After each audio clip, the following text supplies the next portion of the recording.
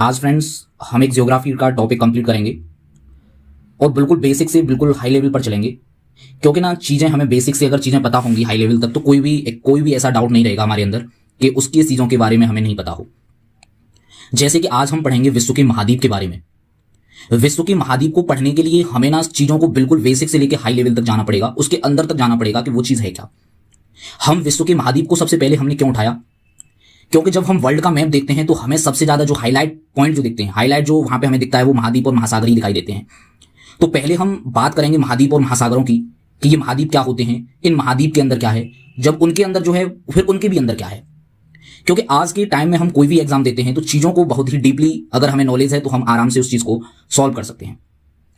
तो हम महाद्वीप के बारे में पढ़ने से पहले आपको मैं बताऊं कि हमारे जो महाद्वीप हैं वो 7 महाद्वीप हैं। अगर महासागर देखें तो महासागर हमारे 5 हैं। अगर देखूं मैं कि हमारे पृथ्वी पर जो बृहद स्थल खंड पाए जाते हैं उन्हें हम महाद्वीप कहते हैं, जिनकी संख्या 7 होती है। अगर देखें तो 29% अगर वर्ल्ड की बात किया जाए तो पूरे उस वर्ल्ड पर 29% हमारे महाद्वीप पाए जाते हैं। अगर हम महासागर की बात करें तो महासागरों की संख्या 5 है। महासागरों को हम बाद में कवर करेंगे, पहले आज हम महाद्वीपों को देखते हैं।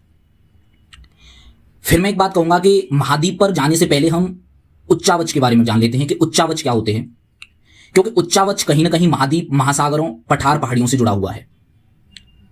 उच्चावच हमारी पृथ्वी पर विभिन्न प्रकार की जो विषमताएं होती हैं, जो विषमताएं पाई जाती हैं, जैसे कि आप देख रहे हो फिगर में, विषमताएं कैसी होती हैं। आप कहोगे विषमताएं कैसी होती हैं, विषमता पाई जाती है उच्चावच कहते हैं। तो अब ये तो बताओ विषमताएं क्या होती हैं। भाई विषमताएं उन्हें कहते हैं कि कभी तो हमारा जो पॉइंट है वो हाई लेवल, कभी नीचा, कभी ऊपर, कभी ये, जैसे कि पठार है, पहाड़ियां हैं, पर्वत हैं। पठार की अगर हम बात करें तो उसका जो शिखर होता है वो एक समतल की तरह होता है, न कि एक नुकीले की तरह नहीं होता है। अगर हम पर्वत की बात करें तो उसका शिखर नुकीला हो जाता है, नुकीला हो जाएगा तो कुछ ऊपर दिखाई देगा, पठार कुछ नीचे दिखाई देगा। अगर हम मैदान की बात करेंगे तो वो और नीचा दिखाई देगा। मतलब ये जो ऊपर नीचे का जो क्रम है ना, हम कह सकते हैं ऊबड़ खाबड़ बोल सकते हैं, यही एक तरीके से उच्चावच होता है। अच्छा, आप कहोगे कि ये तो ठीक है, उच्चावच तो ये होता है, लेकिन एग्जाम में कैसे पूछता है उच्चावच के बारे में। तो उच्चावच अगर पृथ्वी पर देखी जाए तो उच्चावच 3 प्रकार के होते हैं। प्रथम श्रेणी के उच्चावच, द्वितीय श्रेणी के उच्चावच, तृतीय श्रेणी के उच्चावच।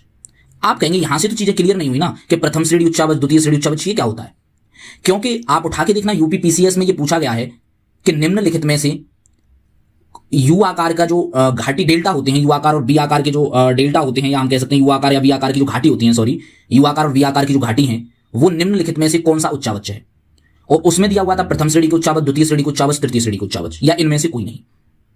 तो अब हमें उसके बेसिक अगर हमें पता होगा कि प्रथम श्रेणी के उच्चावच हम किसे कहते हैं, द्वितीय श्रेणी के उच्चावच हम किसे कहते हैं, तृतीय श्रेणी के उच्चावच किसे कहते हैं, तो हमारे सामने कोई भी क्वेश्चन आ जाए तो हम आसानी से उसे सॉल्व कर सकते हैं। देखो, प्रथम श्रेणी के उच्चावच क्या होते हैं, वो आते हैं आपके महाद्वीप और महासागर। जितने भी हमारे महाद्वीप हैं, जितने भी हमारे महासागर हैं, वो प्रथम श्रेणी के उच्चावच होते हैं। आप कहेंगे हम याद कैसे रखें इन्हें, क्योंकि ना प्रथम वही आएगा जो अपने आप में महान होगा। जैसे कि प्रथम श्रेणी के उच्चावच में महाद्वीप, महासागर। तो अगर कोई भी आपको महाद्वीप मिले, आपको कोई महासागर मिले, तो आप आराम से बता सकते हैं कि यह प्रथम श्रेणी का उच्चावच है। आई होप क्लियर होगा आपके। द्वितीय श्रेणी के उच्चावच में आप देख लो कि पठार हैं, पहाड़ियां हैं, झील हैं, ये आ जाते हैं। और तृतीय श्रेणी के उच्चावच में आपकी यू आकार की, वी आकार की घाटी, डेल्टा, मैदान, ये सभी आपके तृतीय श्रेणी के उच्चावच में आ जाते हैं। वैसे अगर देखा जाए तो आप आराम से इन तीनों को सॉल्व कर सकते हैं। आपको थोड़ा सा जो कंफ्यूजन होती है वो प्रथम श्रेणी के उच्चावच में और तृतीय श्रेणी के उच्चावच में होती है, लेकिन आप याद रखना कि जो महाद्वीप और महासागर आएंगे वहां तो हमें माइंड बिल्कुल सेट रखना है कि वो प्रथम श्रेणी के उच्चावच होंगे। अब चलते हैं हम थोड़ा सा महाद्वीप की तरफ, क्योंकि ना जो प्रथम श्रेणी के उच्चावच, जो उच्चावच वगैरह है, वो कहीं ना कहीं देखना, आगे मैं इन चीजों को लिंक करूंगा, आपको पता चलेगा कि हमने इन चीजों का बेसिक पता किया तो हमें यहां पे इसकी जरूरत पड़ी। हम एक एक चीज को बेसिक से लेकर चलेंगे और आपको समझाएंगे। विश्व के महाद्वीप जो देते हैं उनकी संख्या 7 होती है, लेकिन एग्जाम पूछता है क्षेत्रफल के हिसाब से और जनसंख्या के आधार पर। देखो, मैं जो एक्स्ट्रा चीजें हैं वो नहीं बताऊंगा, उतनी ही बताऊंगा जितना कि हमारे एग्जाम के पॉइंट ऑफ व्यू से हमें इंपोर्टेंट है और हमें ज्यादा पढ़ना नहीं है। हमें वही चीजें पढ़नी है जहां तक हमें एग्जाम पूछता है। तो मैं इन चीजों का बिल्कुल आपको निचोड़ पढ़ाने की कोशिश करूंगा। जैसे कि 7 महाद्वीप होते हैं, तो क्षेत्रफल के हिसाब से हमें पता करना है और जनसंख्या के हिसाब से पता करना है कि कौन सा महाद्वीप किस क्रम में कहां पर है।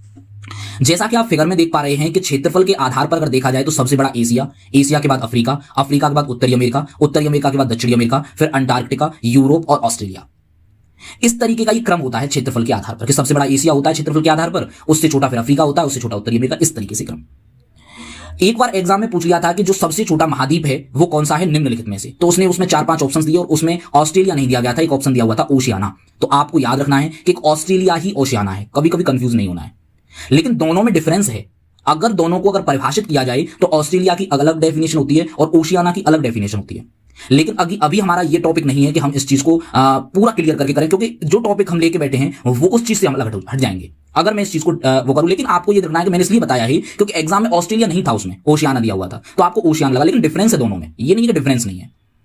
तो विश्व के महाद्वीप 7 बता दिया आपको मैंने क्षेत्रफल के हिसाब से। अगर जनसंख्या के हिसाब से देखा जाए तो सबसे बड़ा एशिया, फिर अफ्रीका, फिर यूरोप, फिर उत्तरी अमेरिका, फिर दक्षिणी अमेरिका, फिर ऑस्ट्रेलिया, फिर अंटार्कटिका।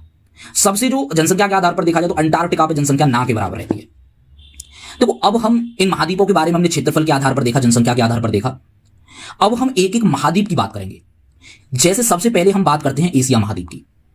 अब हम बात करेंगे कि एशिया महाद्वीप में क्या क्या है, क्या क्या चीज हमारे एग्जाम के लिए इंपोर्टेंट है, उसमें एशिया में महाद्वीप में क्या क्या पड़ता है, क्या क्या चीजें हैं जो हमें एशिया को खास बनाती हैं। और जो एशिया को खास बनाती है ना, फिर उन खास चीजों में क्या क्या खास है जो कि उनको खास बनाता है, उन चीजों के बारे में बात करेंगे। जैसे मैंने बताया कि एशिया जो है उसका जो हाईएस्ट पॉइंट है, एशिया में जो हाईएस्ट पॉइंट पड़ता है वो है माउंट एवरेस्ट, वो है माउंट एवरेस्ट।